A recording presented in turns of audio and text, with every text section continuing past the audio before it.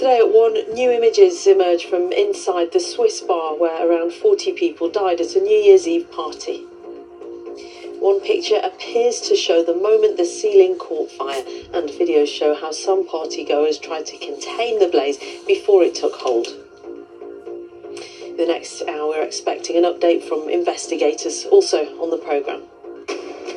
Weather warnings remain in place across the UK. Temperatures at night are predicted to dip below -10 in some areas over the weekend. The chickenpox vaccine is added to the childhood immunisation programme on the NHS. It will be offered with the MMR. The healing potential of magic mushrooms. The UK's medical regulator considers relaxing rules on psychedelic drugs based on new research. And New Year, New You. Gym membership numbers are set to surge in January, but how many will stick with it? And on Look North after past, a petition to ban greyhound racing attracts tens of thousands of signatures. And Maryport tries to shake off its Scary Port tag with millions spent on renovation.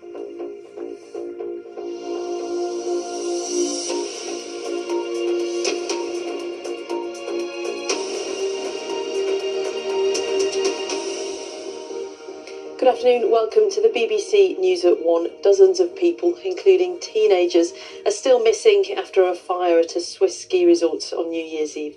Around 40 people are confirmed to have died and more than 100 others were injured. Police in Montana say they're working to identify the victims, but the process could take weeks. As images of the fire begin to surface, forensic teams are working to piece together what exactly happened. Our correspondent Sarah Rainsford sent this report. All morning, they've been bringing flowers and lighting candles, just a few metres from the bar where dozens of people lost their lives. This is a small community. Most know someone affected by this disaster, and the grief is shared. Today, more images are emerging that may show how the fire started.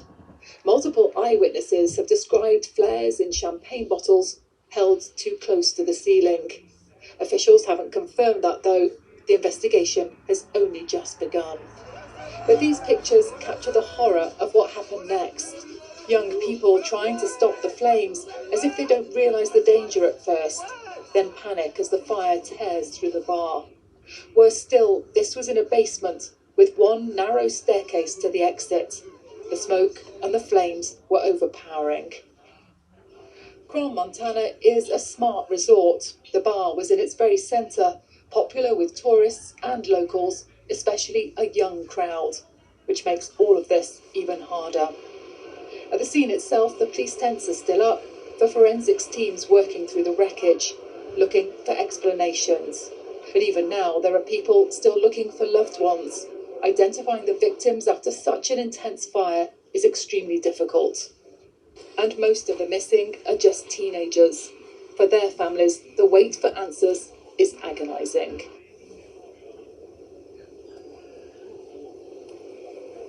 Well, we're here at the scene, in fact, just outside the Constellation bar this morning, where the forensics tents are still up. As you can see, people have been laying flowers here at the scene and just a few metres away too, where there's now a pretty big shrine to those who lost their lives here.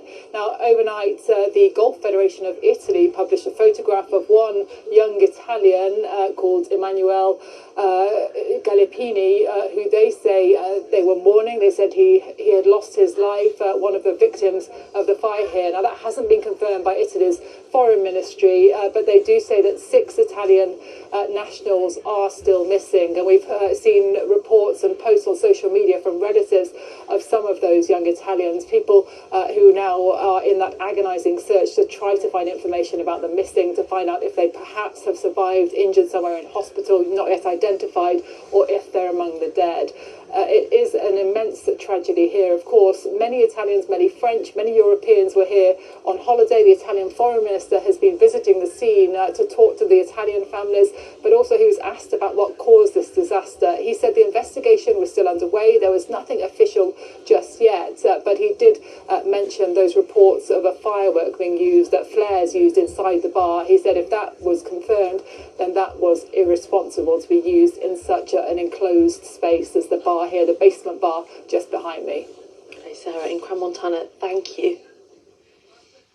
In other news this lunchtime, snow, ice and Arctic winds are causing disruption across the UK this afternoon. The UK Health Security Agency has issued amber and yellow cold health alerts in England due to concerns about risks to vulnerable people. The Met Office has forecast the most severe conditions will be seen in Scotland, where amber snow warnings came into effect from midday today, while yellow warnings for snow and ice are in place for large parts of Northern Ireland, Wales and Scotland. Megan Owen reports. A cold Arctic blast has kicked off the new year, sweeping across the UK and bringing with it plunging temperatures, snow and ice. Scotland is worse hit, with amber weather warnings issued in the northeast and parts of the Highlands until midday tomorrow. Roads were coated with snow this morning in Stonehaven, Aberdeenshire, and here in Baltersound, Shetland. Yellow weather warnings for snow and ice were also issued overnight in parts of England, Wales and Northern Ireland, lifting this morning. Up to 5 centimetres of snow is predicted in some areas. Northern Scotland will continue to bear the brunt of snow and strong winds, but we will see a few wintry showers, maybe a coating of snow down those eastern and western fringes of the UK as those Arctic winds drive things southwards. For most though, it's dry, it's sunny, it's cold all the way into the weekend, and especially cold by night, maybe minus double digits for some on Sunday morning. And the cold weather lasts into next week with a greater chance of some more widespread snow at some point. This winter scene is in Llandegla, Denbighshire, and here the white rooftops of St Leonards-on-Sea, Sussex. In the heart of the Peak District near Buxton, icy roads were scattered with snow this morning. People are being advised to plan routes carefully and to pack essentials in the car. Make sure your vehicle's ready. Make sure your tyres have got plenty of tread on them. Around about 3 millimetres in this, going into the winter. The legal limit's 1.6, but we recommend more. Check your oil, coolant levels. Make sure you've got enough fuel, of course, or EV charge if you're driving an electric vehicle. Perfect kit for the winter. So I've got a blanket, food. Everyone's got mince pies. Yeah, everyone's got those right there left. Water, flask, torch, additional screen wash if you need it. First aid kit in case of any slips or falls. Blanket essentially, and a foil blanket. Bits of old carpet. It looks over-prepared, but it's really handy. And if you do start to lose traction, you can put these under the wheels, and that will give you enough traction to get going. Temperatures in some areas have plummeted well below average, leading to amber health warnings from the UK Health Security Agency, with increased risk to life amongst elderly and vulnerable, in place until Tuesday. This cold spell is expected to be prolonged, continuing over the weekend and into next week. Megan Owen, BBC News. We're joined by our reporter Louise Hosey in West Hill in Aberdeenshire this lunchtime. Hi Louise, it looks absolutely beautiful where you are behind you, but it can be dangerous, particularly for vulnerable people. What advice are people being given to stay safe in the coming days?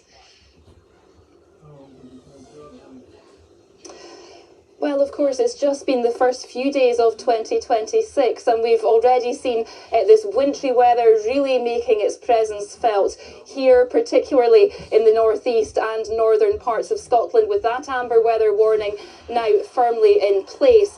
People are being advised by the police not to travel unless their journey is absolutely necessary, and also not to ignore road closures, also to follow the advice from the Transport Scotland website, and make sure that if you do have to travel that you're really prepared. Now, overnight we did see heavy snow, and that has led to some really difficult driving conditions. The Met Office is warning that up to 20 centimetres of its snow is expected on low-lying ground, with up to 40 centimetres expected in some higher areas. And with a northerly Arctic wind, that could lead to the possibility of some snow drifts and also potentially blizzard conditions. There are also warnings of power cuts and a potential risk to property and life. Travel-wise, there's also delays and disruption expected. The ferry operator, Calmac, has said that some ferry sailings are cancelled, and the train operator, ScotRail, says a revised service is in place. Okay, Louise in West Hill, thank you. The new vaccine, which protects against chickenpox, is being offered on the NHS for the first time. From today, children across the UK will be offered the new combined MMRV vaccine, which protects against measles, mumps and rubella. Our health reporter Jim Reid has the details. At this GP surgery in London, these babies are among the first to be given the new chickenpox vaccine, now being offered for free on the NHS. It's being given to babies in 2 doses at 12 and 18 months. Not as a separate injection, but combined with the existing MMR jab for measles, mumps and rubella.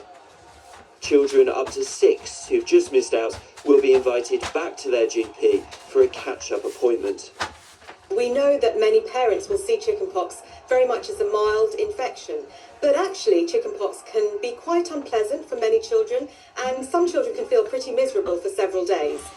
And for a small proportion, it's really important to remember that chickenpox can actually be really severe. Chickenpox is one of the most common childhood diseases. Around 90% catch it before they're 10 years old. While most cases are mild, thousands of children do end up in hospital each year with more serious complications.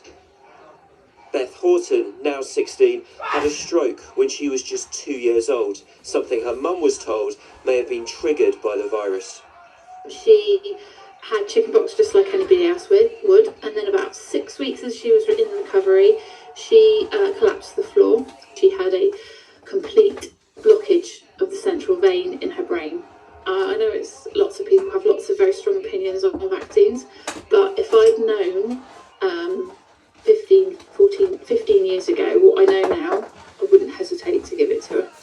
A chickenpox vaccine is already available privately and has been part of the free childhood programme in other countries for decades. The UK has lagged behind for 2 reasons: worries about the cost and concerns about whether vaccinating children could lead to more adults catching the disease later when it's known as shingles. Long-term data now suggests that fear is unfounded. I encourage parents to take up this opportunity for their 12 to 18-month-year-olds. Better for children, better for parents who have to take a couple of weeks off work, and of course it's part of our commitment to making sure that we've got the NHS delivering cutting-edge treatment and care for all of our patients. The combined vaccine will be offered from today in England, Wales and Northern Ireland, with children in Scotland included later this month. Jim Reid, BBC News. Meanwhile, latest figures from NHS England show the number of people in hospital with flu fell during Christmas week, but health bosses have warned that cold health alerts for parts of the UK mean that pressure isn't going to ease any time soon. Well, our health correspondent Dominic Hughes joins me in Salford this lunchtime. Dominic, so it remains then a very mixed picture. Yeah, we've had data this morning for the week to Sunday that covers England, and it's welcome news, I think, for a health service that has already been under really significant pressure this winter already. Good news on flu infections. We saw hints that things were heading in the right direction, not just in England, but right across the UK just before Christmas. And now we've seen quite a significant fall in the number of people in hospital with flu in England. So 2,676 flu patients were in hospital last week, compared to 3,061 the week before. The NHS bosses say they're far from complacent. There's always the possibility that flu could come surging back as kids go back to school, we all go back to work, mixing starts happening again. So there's always that possibility. And that fall in flu numbers doesn't mean that NHS services weren't under pressure over Christmas. Far from it, because we can see from the number of calls to the NHS 11 helpline in England.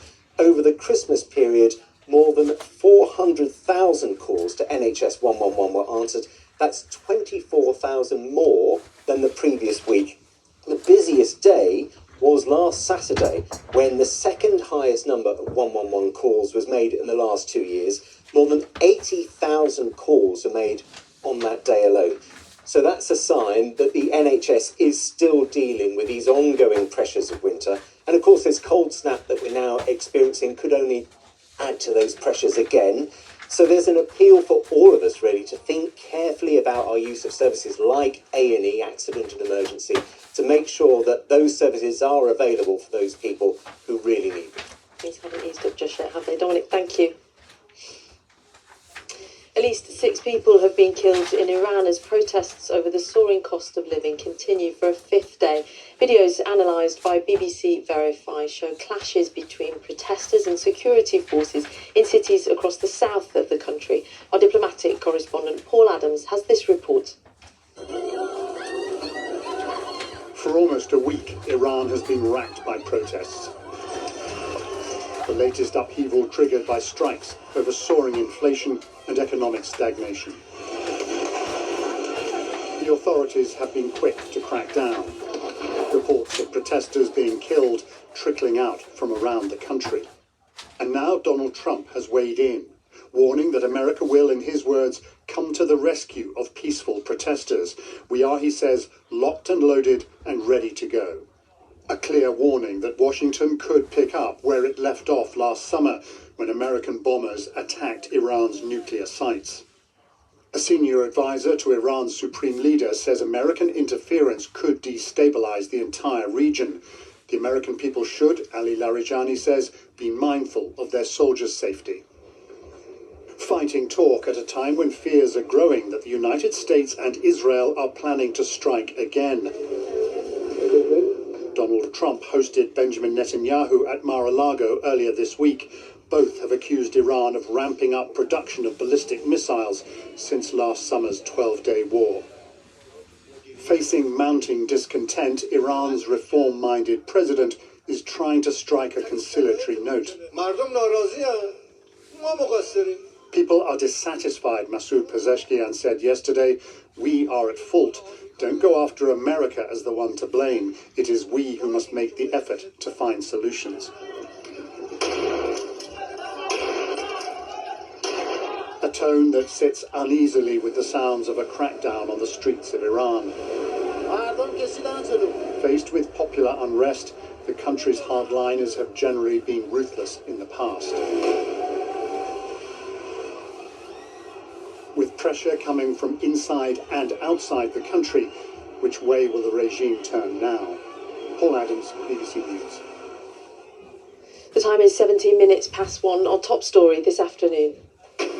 New images emerge after a fire at a Swiss ski resort where around 40 people died on New Year's Eve.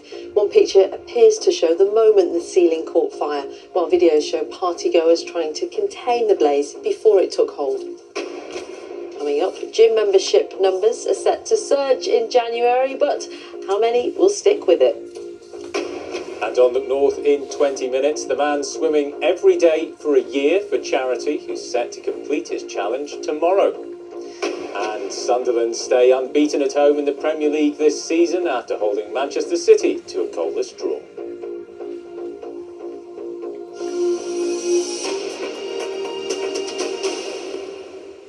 New research shows that psychedelic drugs like magic mushrooms and ketamine could be used to treat some of the UK's most common mental health conditions. Following several large clinical trials, the UK's medicines regulator says it's considering relaxing current restrictions around the drugs. Our science correspondent Palab Ghosh has more. Ian has lived with depression his entire adult life. Antidepressants didn't seem to help. I got to a point when I'd had to stop working that I felt that my mental state and its impact on other people made it logical. There was a cold logic to it that if I wasn't around, then I would stop other people around me suffering. How do you mean not around? If I no longer existed, if I died. Ian told me he noticed an improvement after he took doses of the active ingredient in hallucinogenic or magic mushrooms called psilocybin in a medically supervised clinical trial.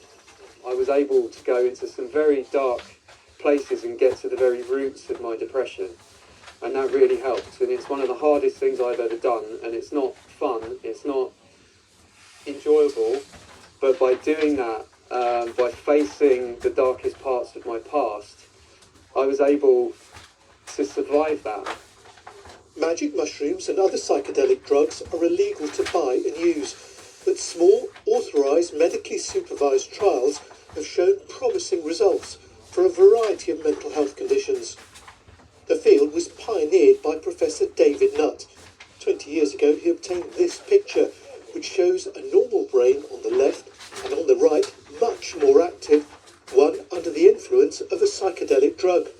They put the brain back to a state effectively when you were rather young, before you've learned everything you have to learn to become a functioning adult. And that, by resetting the brain, they allow people to break free from these ingrained, deeply learnt false beliefs, like I'm a worthless person in depression, or I have to wash my hands 150 times to get rid of germs and OCD. Heavy drinkers may also benefit from psychedelic treatments, according to promising results from 2 small trials. The scientists involved think it reprograms the brain into not wanting a drink when seeing tempting images like these. In this new trial in London, researchers are testing the impact of the short-acting psychedelic dimethyltryptamine, DMT. They're monitoring eye movements and brain activity of a volunteer watching pictures of drinks that would normally trigger uncontrollable cravings in heavy drinkers. The idea that these drugs, these psychedelics, so DMT that we're testing, but also psilocybin, can break down these entrenched pathways in the brain, should mean that they can be useful in alcohol use disorder, opiates, even gambling. But medicines extracted from magic mushrooms and other psychedelics are not available to everyone yet. That's because more research is needed, and the research itself takes time to get started because it's very tightly regulated. Although this is all very promising, regulators want to see the results of much larger clinical trials due out later this year before they even consider relaxing the regulations. And doctors are concerned about the harmful effects of psychedelics if taken without medical supervision. One analysis found that 52% of regular drug users found that they had a bad trip. 39% said it was one of the worst experiences of their lives. And 8.9% said that the bad effects continued for more than a day, for weeks, months, even years. I can understand why people are keen and excited, but I think it's really important not to jump ahead of the evidence. And at the moment, the evidence is very early days for many of these substances. So we want more evidence, not hype. So what would you say to those who've seen the hype and want to try it for themselves because they can't get it from a doctor? Say you go to a backstreet clinic or a drug dealer. I've seen it go badly wrong. There are risks, and sometimes people have bad reactions to these. But Ian hopes that if the results of larger trials of the drugs are positive, there's an urgency to make them available to those that most need them. It's being stifled really by bureaucracy, red tape, stigma, etc. And people's lives are being negatively impacted by this. Those most affected hope that the promising science turns quickly into much needed new treatments that are both safe and effective. Palad Ghosh, BBC News. If you've been affected by any of the issues raised in that report, you can find details of organisations that offer information and support at bbc.co.uk/action9. New figures released today show 2025 was a record year for the amount of renewable energy generated in the UK. For around a third of the year, at least half of the UK's power was provided by green energy sources like wind turbines and solar panels. Our climate editor, Justin Rollout, joins us this lunchtime. Hi, Justin. So is this a promising step forward? It is a promising step forward. These renewable technologies are considered essential if we're going to limit climate change. The biggest change we saw was in solar power. Now, that should be no surprise. The Met Office just confirmed just a few minutes ago that last year was the hottest and the sunniest year on record. And that additional sunshine coupled with an increase in the number of installations, both new solar farms coming online, but also around 250,000 people who put solar panels on their homes. All that additional generation meant a third increase in solar power. So during July, there were a number of half hours where solar produced more than 40% of total electricity supply in the UK. Wind was also up a little bit, not nearly as much as solar, but up a bit. But gas generation was also up as nuclear power generation fell to the lowest level for 50 years. So wind just edged out gas. So 29% of power from wind, 27% from gas.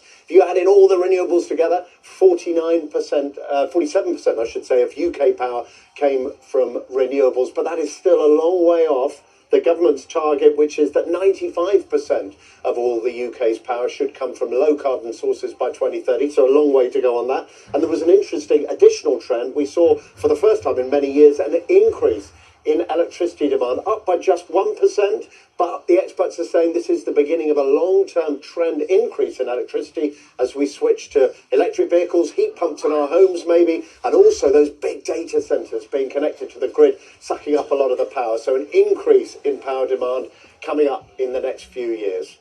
Some reasons to be cheerful in there, though. Justin Rollout, our climate editor. Thank you. Online taxi firms will have to pay more VAT from today after the government took action to stop them using a special scheme to reduce their tax bills. Private hire company Uber has warned it will put its fares up for customers, but traditional cabbies have welcomed the move. The leader of Northern Ireland's Ulster Unionist Party, Mike Nesbitt, has announced he will stand down. Mr Nesbitt said he hopes to remain in his role as Health Minister until the next Assembly elections in May 2027, but that decision will be down to his successor.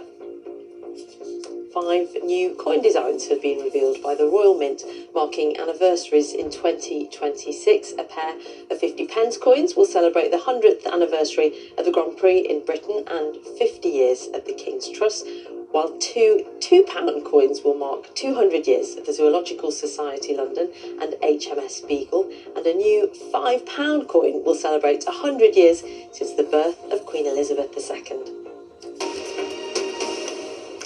Now, the Financial Times Stock Exchange Index, known as the FTSE 100, has peaked above 10,000 points for the first time on the first day of trading of this year. This follows a year when the share prices of the 100 largest companies listed on the London Stock Exchange performed strongly, which is good news for people with a pension or savings invested in the stock market. Our business reporter Ben King joins us this lunchtime. Hi Ben, so does this feel like a significant milestone?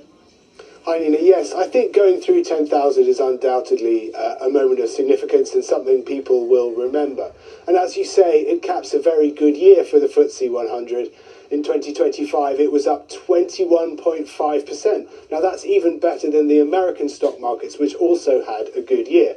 Now today's movement was driven partly by defence firms, which have done well since the invasion of Ukraine. Also mining firms have done well because things like silver and gold have got more expensive, and banking firms did well too. And as you say, it's also good news for anyone who is invested in the stock market, either directly or perhaps through their pensions, and particularly for people who are approaching retirement age, because that's often the time when you consider starting to sell your shares. Now, the Chancellor Rachel Reeves has welcomed today's news as a vote of confidence in Britain's economy.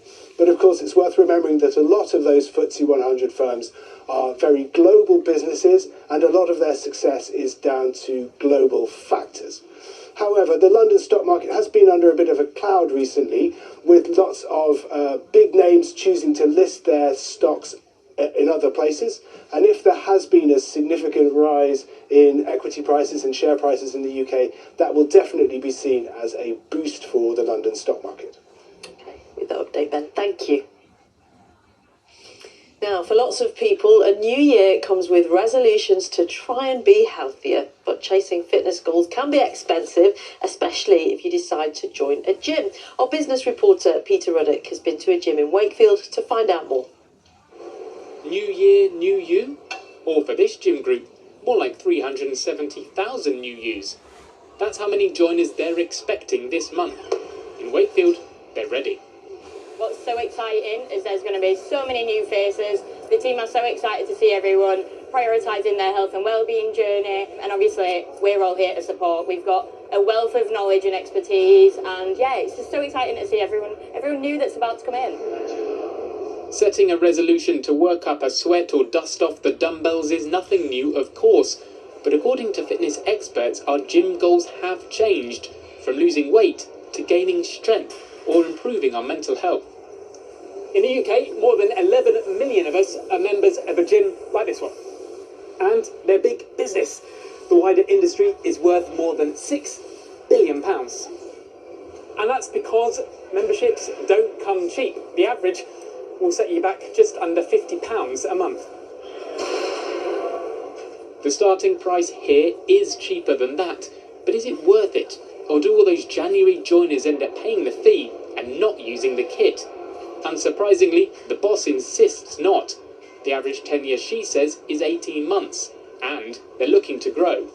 There are loads of communities right up and down the UK that currently don't have access to really good value gym membership, and our aim in Pure Gym is to be accessible for everybody. So if you haven't got a gym open near you, watch out soon, because we're coming for you. 5, 6, 7, 8, drop your form beside it. A big promise, especially when you think a crowded market of competitors, social media videos training people for free, rising costs. It's an industry with its hands full. Peter Ruddick, BBC News, Wakefield. I'm definitely going to master that move in 2026. At 1:30, a reminder of our top headline this afternoon. New images emerge after a fire at a Swiss ski resort where around 40 people died on New Year's Eve. One picture appears to show the moment the ceiling caught fire, while videos show partygoers trying to contain the blaze before it took hold.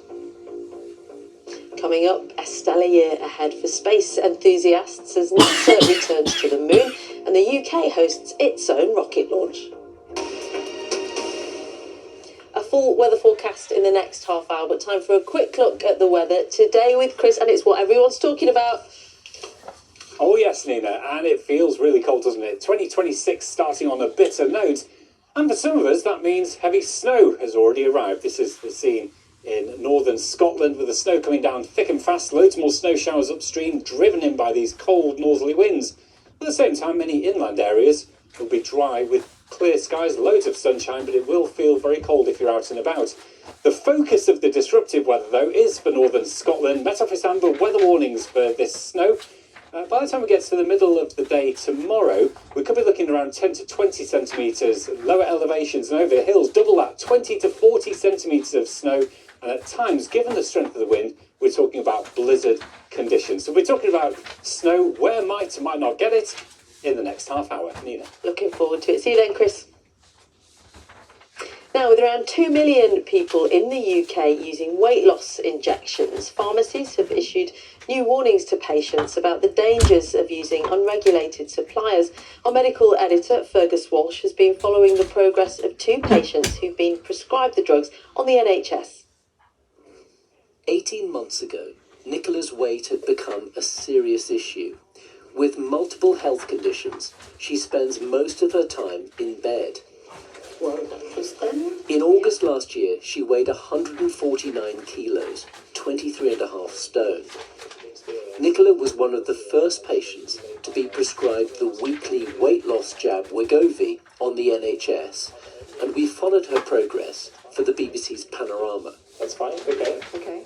Fast forward over a year, Are you able to go on the weighing scale with me? and Nicola has lost 25 kilos, 4 stone.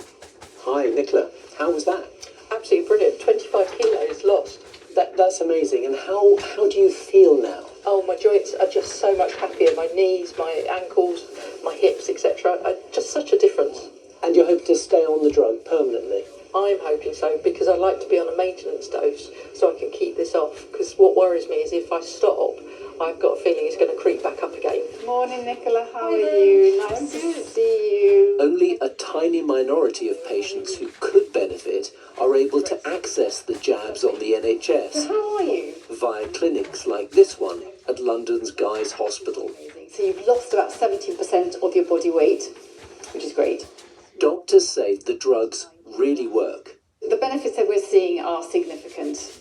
And they really go beyond the weight loss in metabolic health, remission of type 2 diabetes, people coming off insulin, people coming off their sleep apnea machine, improvement in blood pressure and just quality of life.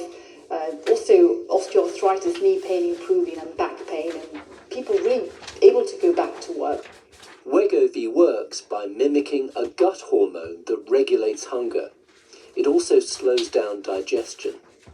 What's your relationship with food like now?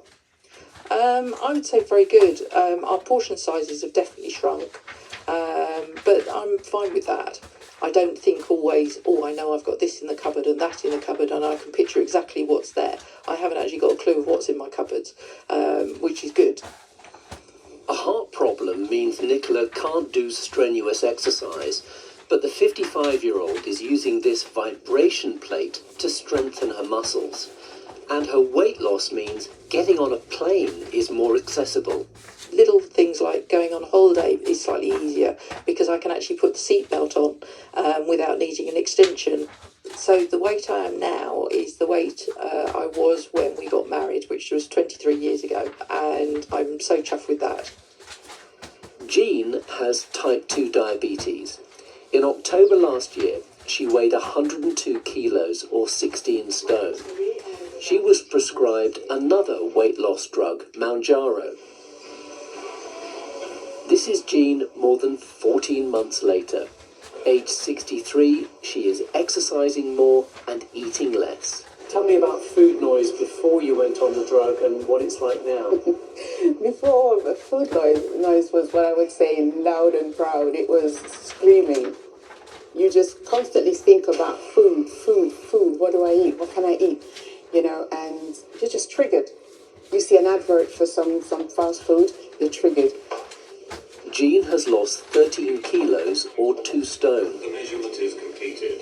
The fact that you've been able to come off insulin is great. But the main benefit is to her diabetes. She's no longer injecting insulin. I would have liked the weight loss to have been a little bit more, but the weight loss is secondary. The primary goal was to get me off the insulin, and we achieved that in less than a month. And you were having real problems with your insulin and your blood sugar levels? Oh, absolutely. It was all out of control. But there's widespread concern about the jabs being bought privately by some seeking to lose weight for cosmetic rather than health reasons. There's a clear entry criteria, BMI of 30, BMI of 27 plus 1 complication. The purpose is not for those more trivial reasons. We don't know what the long-term effect is of these drugs on other aspects of somebody's health in terms of nutrition and muscle health and bone health. And so they really should be reserved for those people who really do need the medication. Daily weight loss tablets are expected to be available soon, and other, even more powerful injectables are on the horizon. So, for better or worse, these medicines are here to stay. Fergus Walsh, BBC News. We're back soon. Now it's time to join our colleagues with the news where you are.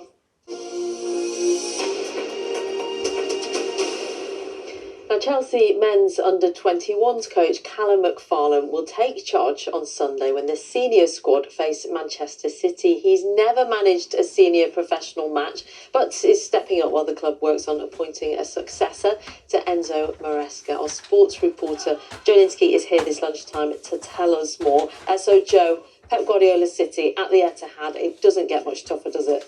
Yeah, Nina, Callum McFarlane is 40 years old. He has never played professionally at the highest level. And as you mentioned, he has never managed a senior professional match. But after Enzo Maresca took all of his coaching staff with him when he left Chelsea yesterday, McFarlane is the man left to take charge of this huge game at the Etihad on Sunday. Now, he has been facing the media actually in the last few minutes, and he has said that he's even had to have his pass changed to let him into the first team building. He is very experienced working with young players, but this is a massive leap, of course, going to the Etihad against Pep Guardiola, the Manchester City manager. Such a big leap to what he's used to. In terms of Chelsea's search for a permanent manager, Liam Rossini remains the odds-on favourite to get the job. He started his career at Hull City. He's managing in France at Strasbourg at the moment. The concern among some Chelsea supporters is his lack of experience at the very highest level in the Premier League, and that is something too that Callum McFarlane is going to have to overcome this weekend. Yeah, it'll be one to watch, won't it? Joe, thank you. Now, if you're a space enthusiast, 2026 is set to be a stellar year. NASA is returning to the moon for the first time in more than 50 years, and the UK is expected to host its own rocket launch. Our science editor, Rebecca Morrell, has been looking ahead. And here we go. 3, 2, 1. And liftoff of Artemis 1. In 2026, all eyes will be on the moon as NASA launches its mega rocket for its Artemis 2 mission, returning humans to the moon for the first time in more than 50 years. And these are the 4 astronauts who will have the ride of their lives. They've spent years training for this moment. they'll travel to deep space and fly around the far side of the moon. On their 10-day journey, they'll test all of the systems on their Orion spacecraft and see how the environment of deep space affects the human body. The mission will pave the way for a future lunar landing. I grew up being inspired by those Apollo missions, but now we're going to see astronauts return to the moon with high definition, with live streaming from the moon, and what they share us and what they tell us about will, I hope, really inspire another generation to see that science and technology are really exciting subjects. These astronauts say they're ready to go. They could see parts of the moon never seen by humans before. NASA says the Artemis mission will launch before the end of April. This year, we'll also get a close-up view of the planet Mercury. The spacecraft is called Bepi Colombo, and this is the Science Museum's full-size model of it. It launched way back in 2017, but after an incredibly long journey, it's about to arrive at its destination. A tiny, mysterious world. Mercury's the innermost planet in our solar system, but until now it's been little explored. Bepi Colombo is about to get into orbit around it. The spacecraft has been built to withstand temperatures of more than 350 degrees Celsius. That's hot enough to melt lead. The mission will study the crater-pitted surface and find out exactly what Mercury is made of, and for the first time peer into the planet's interior to reveal what lies at its core. Back on Earth, some of us will get to see a celestial treat this summer, a solar eclipse. In the UK, we'll see up to 95% of the sun covered by the moon, but other places, including Spain, will experience the full spectacle, so get your eclipse glasses at the ready. It sounds like a disaster movie, an asteroid crashing into the Earth, but it's something that scientists are taking very seriously, and they've been testing our planetary defences. Extraordinary images from a mission like no other. In 2022, a NASA spacecraft closed in on an asteroid. Its aim? To knock the space rock off course by smashing into it. And it worked. This asteroid didn't pose a threat to our planet. This was a test. And now Hera, a European Space Agency follow-up mission, is heading to the space rock to assess the damage. Hera is coming along afterwards to study that crater in far more detail so we can better understand the changes that happen to the orbit and ultimately to understand the maths and the physics of what happens to these very small, very light, very crumbly asteroids when we hit them. We don't know of any asteroids on a collision course with Earth, but this is a demonstration of a technology that could one day save our planet. 2026 could be the year when, for the first time, we successfully launch a rocket from the UK. It's taken years of work, and the launch pad is located about as far north as you can go. Unst, one of the Shetland Islands, is one of the most remote spots in the country, and the Saxavord spaceport is on its northernmost tip. It's preparing for the UK's first ever vertical rocket launch, and there's a good reason for this isolated location. The rockets can launch straight out over the sea, avoiding any populated areas. Having a UK-based site brings advantages. We have a thriving satellite industry here, and to be able to launch them from the UK means that it can be more efficient, it can be cheaper, and it's just easier. You can take your spacecraft straight up to the launch site, your teams can work on it there, so it should bring efficiencies and cost reductions to the UK space sector. There have been setbacks along the way. In 2024, a test of a German-built rocket at the site ended in an explosion. Getting to space isn't easy, and trials like this can and often do go wrong. The problems have now been identified and put right, and the spaceport is getting ready for launch. 2026 is set to be a memorable year for space, one with many challenges, but also great rewards. Rebecca Morrell, BBC News. Exciting stuff. Now with an update on things a bit closer to home, here's Chris Fawkes. Hi there. Hi, and just as exciting, I think, yes, a bit of snow. It's not just Scotland, Nina, that's seen snow. This was how we started the day in Wales, some overnight snow. I saw a sprinkling on the ground across parts of southern England, not really causing any problems, just a bit slippy under tyre and underfoot. And then across the North Sea, we've got these strong waves working in thanks to the gusty northerly winds. Now, heading through the rest of the day today, we've got high pressure over Greenland, low pressure that's pretty much stalled around the Baltic Sea. That's the setup that's bringing us the northerly winds, and that's the way it's going to stay for at least the next couple of days. Loads of snow showers piling in across northern Scotland, with the winds gusting 40 to 50 miles an hour. When those snow showers come through, the visibility drops and you'll have blizzard conditions for a time. It is a day where temperatures won't get above freezing, and across northern Scotland, we are looking at around 10 to 20 centimetres of snow building in by midday tomorrow. 20 to 40 over the hills. Met Office amber warnings are in force for that. Away from the amber warning areas, we've got a combination of snow and ice potentially causing problems elsewhere in the UK as well. So further showers coming in, falling on those frozen grounds. There could be a bit of snow, a few centimetres here and there. You might see some of that as well around the eastern coast of England. But it's northern Scotland that will continue to get absolutely peppered by frequent snow showers, a widespread and sharp frost to a freezing cold start to your weekend. It's a similar setup as well weather-wise for tomorrow, and that means we've got loads more snow showers piling in across northern Scotland. The wind's getting a bit stronger around some of these North Sea coasts, and yes, there will be some showers running in across eastern England. Could bring a few centimetres of snow to the likes of the North York Moors. Could be a covering elsewhere as well. Northern Ireland also seeing a chance of some snow building up, a few centimetres here possible as well. It's another day where temperatures will really struggle, and again across northern Scotland, like today, temperatures won't get above freezing.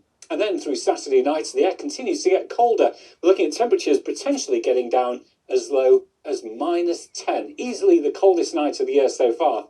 Okay, we're only a day or two into the new year, aren't we? But nevertheless, a cold one. Sunday, the winds tend to turn around more to a northwesterly direction. That will shove the showers away from the east coast of England, but there will be more snow showers to come in across northern Scotland, and we'll probably see a wintry mix of showers pushing in across Northern Ireland into the northwest of both England and Wales. If you've missed the snow fun over the next few days, well, next week we have got some weather systems that are going to be working into the cold air, so there is the prospect of seeing some more wintry weather, and that means, yes, there could be some further snowfall just about anywhere, to be honest, into next week. And, yeah, sharp frosts overnight, and by day temperatures only getting up to, at best, around 3 or 4 degrees Celsius, so it is going to stay on the cold side. In the short term, though, it's about the amber weather warning for northern Scotland, where we've got a risk of transport disruption, and we could have some power cuts on account of the snow combining with the strong winds, Nina. It does make for some beautiful images, though, doesn't it? Thanks, Chris. And that's all from today's BBC News at 1 wrap-up one. Bye-bye.